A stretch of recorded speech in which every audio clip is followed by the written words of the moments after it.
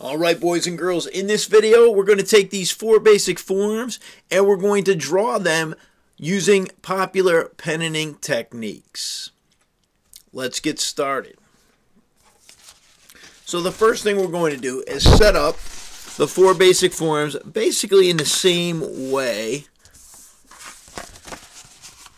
that we did on that previous paper with pencil. So we're going to fold our paper into fourths and then open it back up,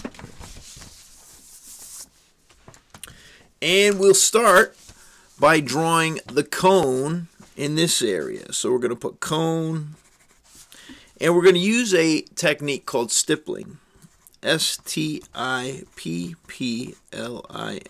So go ahead and write that, cone and stippling. You'll probably want to put your name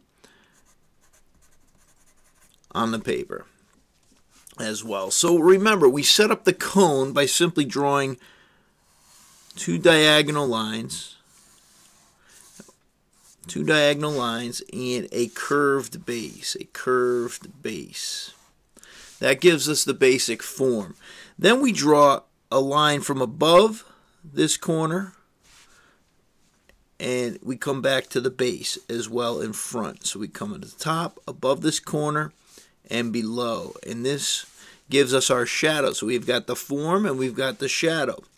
The next thing, we just start with a simple horizon line, and that's how we set it up. Okay, because what this is focused on is using a stippling technique. Now, a stippling technique uses the pen, and you can use any kind of pen, and it basically uses dots. So we're using dots to shade. So if we look at our reference picture, where it's darker, the dots are going to be closer together. Where it's lighter, they're going to be further apart. And that's pretty much it. So if you follow this value plan, that's pretty much what you're going to do. Put dots close together where you want it darker, and dots further away where you want it lighter.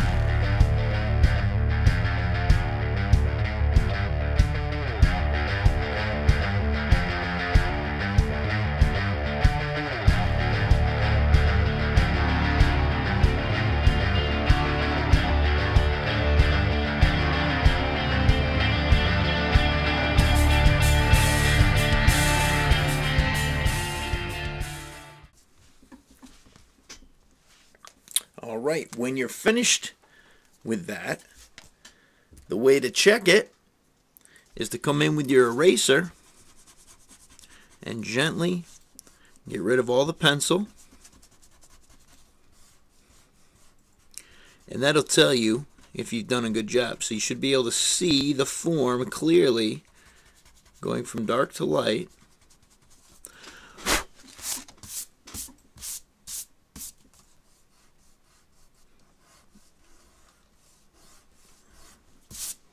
So again, get rid of all your pencil, and if you can see it, you're in good shape. So again, this is the cone, and it's done using a technique called stippling.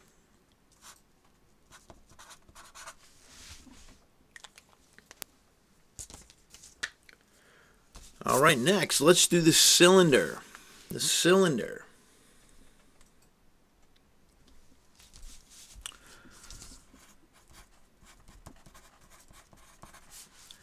And we're going to use directional hatching.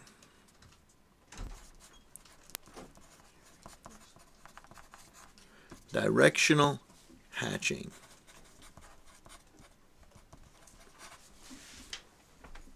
So what we're going to do is start out by drawing the cylinder. So we start with an oval, two parallel lines, a base, and we put in a background and surface, two lines that represent the shadow. And again, once that's sketched in, we're going to use directional hatching. Now, directional hatching is a little bit different from cross hatching. Cross hatching, as we'll see when we get to the cube, the cross hatching uses straight lines. Directional hatching, you can actually use curved lines, and that's why it works well for here. So we'll use both straight and curved lines for this. So since it is hatching, we can use regular straight lines. So we're going to go ahead and define this with our pen, using the pencil as our guide. But we're going to use curved lines here.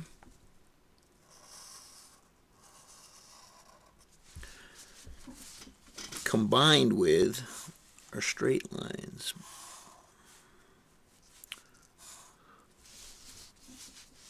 All right. So since our shadow is on this side, we can go ahead and start to build up. This would be normal cross hatching with just straight lines. And we're going to use cross hatched lines here on the surface to give it a dark value. So we're just going to use straight lines here. What makes this directional hatching is that on the side where we want it to be darker, we're actually going to use curved lines that mimic this curve at the top and bottom of the cylinder. So we're going to use curved lines here just to give it this illusion of form, this illusion of curving.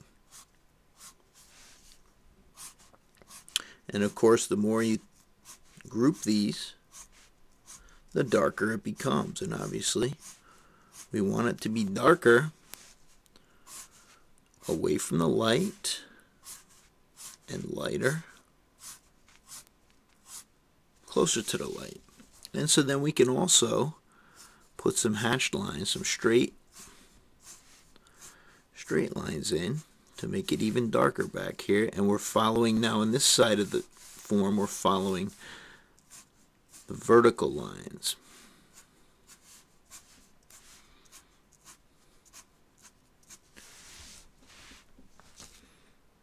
So there it is.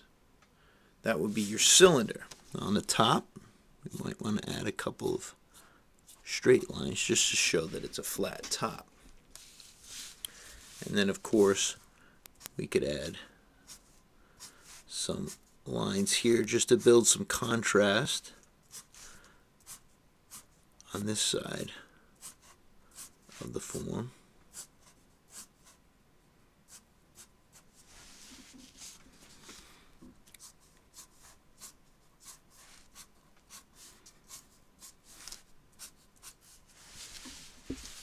So there it is. There's your directional hatching. Directional hatching. I'm going to write that again. Cylinder.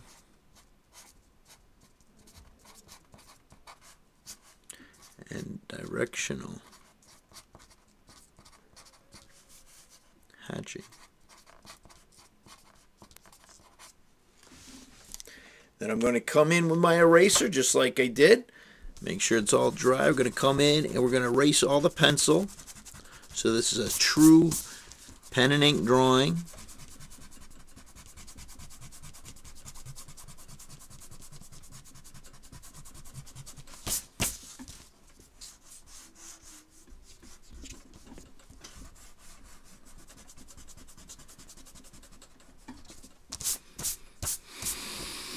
So again, I remove all the pencil to make it a true pen and ink drawing. Alright, now let's go ahead down to the cube and we'll just use the straight, we'll make this a cube. And we'll use cross hatching. That's the easiest one. So on flat surfaces, cross hatching is your best tool.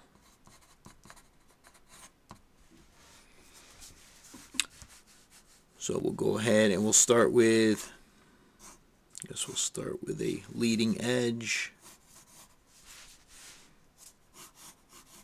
So again, on your cube, each side is parallel. So the top is parallel to the bottom, the left is parallel to the right.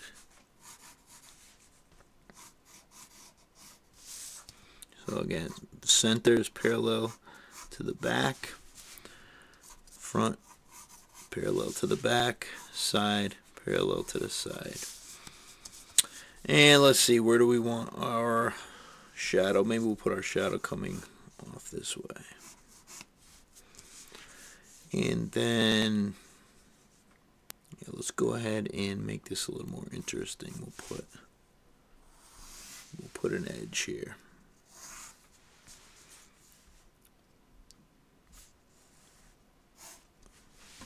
All right.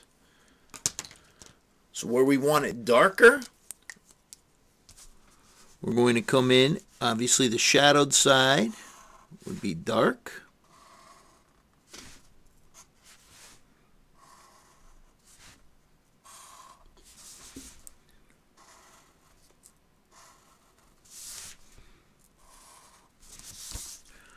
And notice I'm turning my page.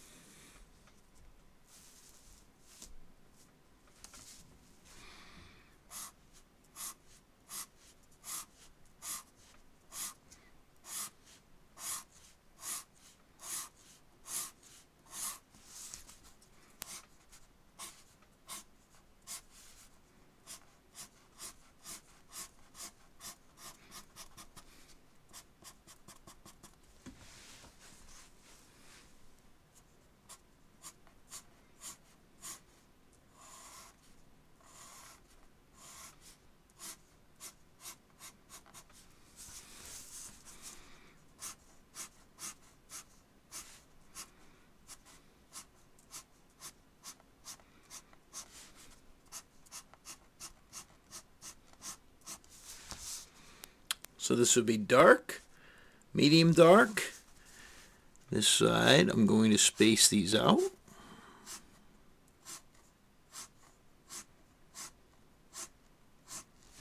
And I'm going consistent with the vertical lines. And then on the top, I could just leave that blank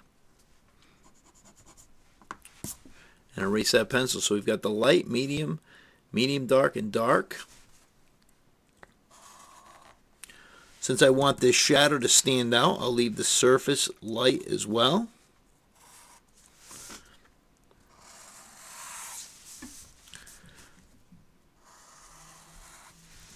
And then come in with my eraser, get rid of it, get rid of all my pencil. If I see any pencil, get rid of it.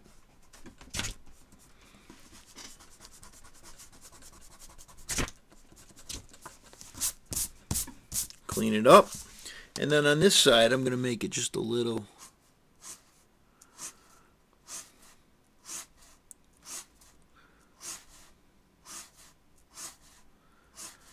darker, starting from this edge, somewhat close together. And there it is. Cross hatching. So we'll say cube. And this is called cross hatching. H-A-T-C-H-I-N-G.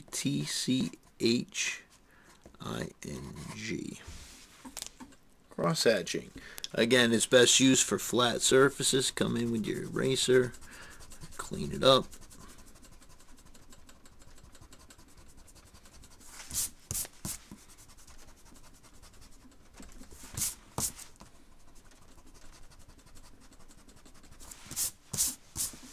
Cross hatching.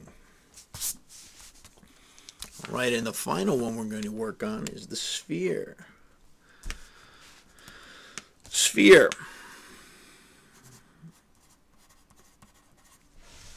And for the sphere, we're going to use the directional hatching again. Or sometimes we could call it textured hatching.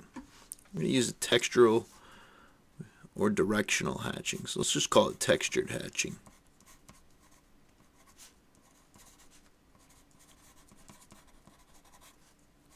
Textured hatching for the sphere. So we're going to start with a sphere. And we'll need a shadow. The shadow is like an oval.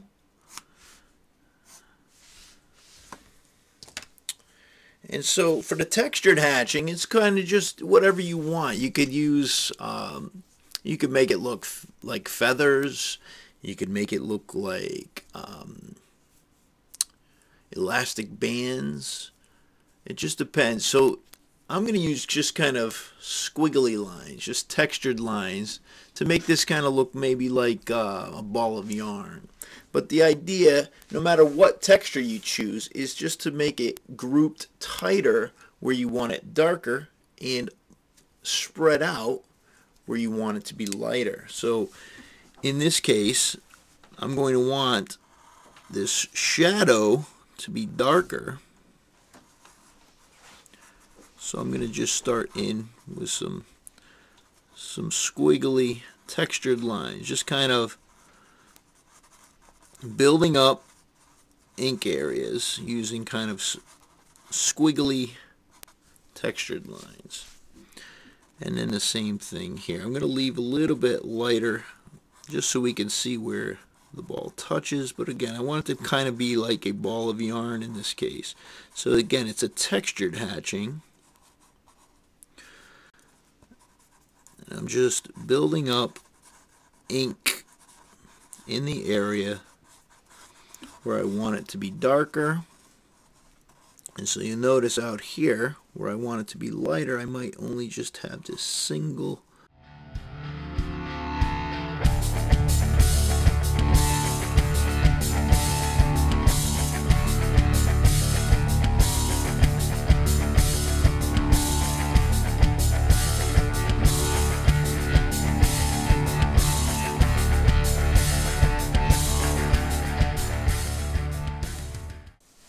something like that.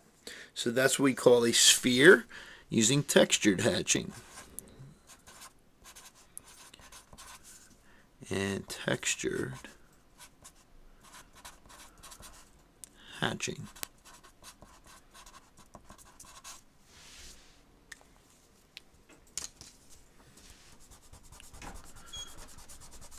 Alright, so those are the 4 pen and ink techniques